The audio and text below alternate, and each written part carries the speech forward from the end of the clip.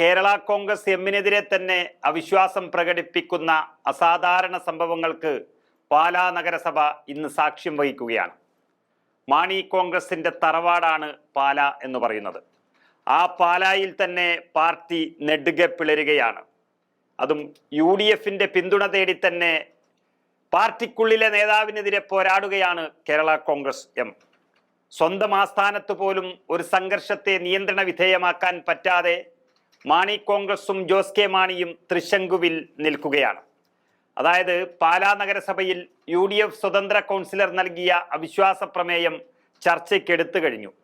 വളരെ അപ്രതീക്ഷിതമായി കൊണ്ടുവന്ന ഈ പ്രമേയത്തിൽ ചർച്ച നടക്കാനിരിക്കെ നഗരസഭയുടെ അധ്യക്ഷൻ ജോസ് കെ മാണിയുടെ നേതാവായ ഷാജു വി തുരുത്തനെ ആശുപത്രിയിൽ പ്രവേശിപ്പിച്ചു എന്നുള്ളത് ഇതിന്റെ തീഷ്ണതയും തീവ്രതയും വരച്ചു കാട്ടുന്നതാണ്. ഇന്നലെ പുലർച്ചെ നെഞ്ചുവേദന അനുഭവപ്പെട്ട ഷാജുവിനെ ആശുപത്രിയിൽ എത്തിക്കുകയായിരുന്നു. മരിയൻ മെഡിക്കൽ സെന്ററിൽ തീവ്ര പരിചരണ വിഭാഗത്തിലാണ് ഷാജു ഉള്ളത്. ഇത് ഈ നഗരസഭയിലെ അവിശ്വാസവുമായി ബന്ധപ്പെട്ട് അദ്ദേഹത്തിനുണ്ടായ മനസംഘർഷമാണ് ഇതിന്റെ കാരണമെന്നാണ് പറയപ്പെടുന്നത്. കേരള കോൺഗ്രസ് എം നേതാവായ ഷാജു അധ്യക്ഷ സ്ഥാനം രാജിവെക്കുമെന്നാണ് കേരള കോൺഗ്രസ് പാർട്ടി നേതൃത്വം തന്നെ പറയുന്നത്.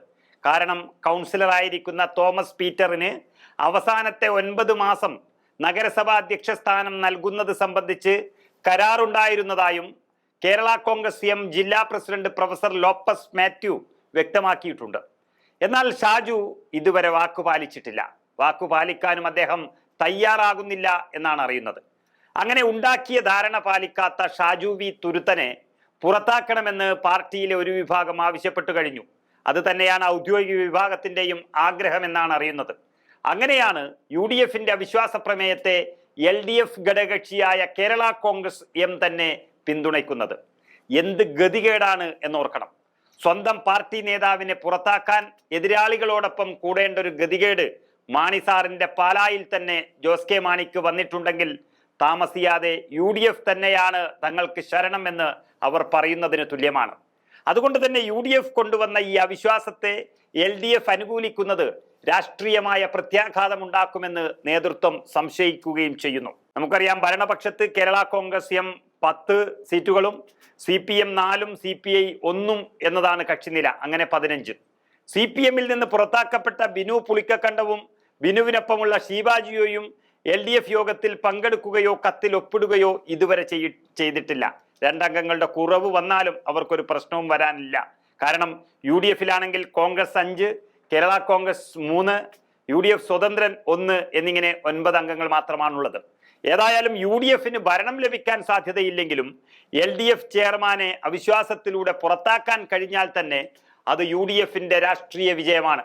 മാത്രമല്ല, ഒരു സ്വന്തം നേതാവിനെ തകർത്ത് കളയാൻ പ്രതിപക്ഷത്തിന്റെ സഹായം തേടിയ ജോസ് കെ മാണിക്കെതിരെ വലിയ പ്രതിഷേധവും ഇനി വരാൻ സാധ്യതയുണ്ട്.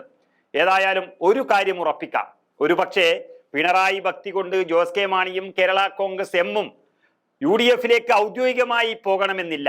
എങ്കിലും 2021 ഉള്ളതിൽ നിന്നും നേർവിപരീതമായി മാറി കേരള കോൺഗ്രസിന്റെ വോട്ടുകൾ ഛിന്ന ഭിന്നമായി പോയിരിക്കുന്നു എന്ന് ഉറപ്പിക്കാം. അതിന്റെ വലിയ ലക്ഷണമാണ് പാലാ നഗരസഭയിൽ തന്നെ കേരള കോൺഗ്രസുകാർ തമ്മിൽ തല്ലി മരിക്കുന്നത്.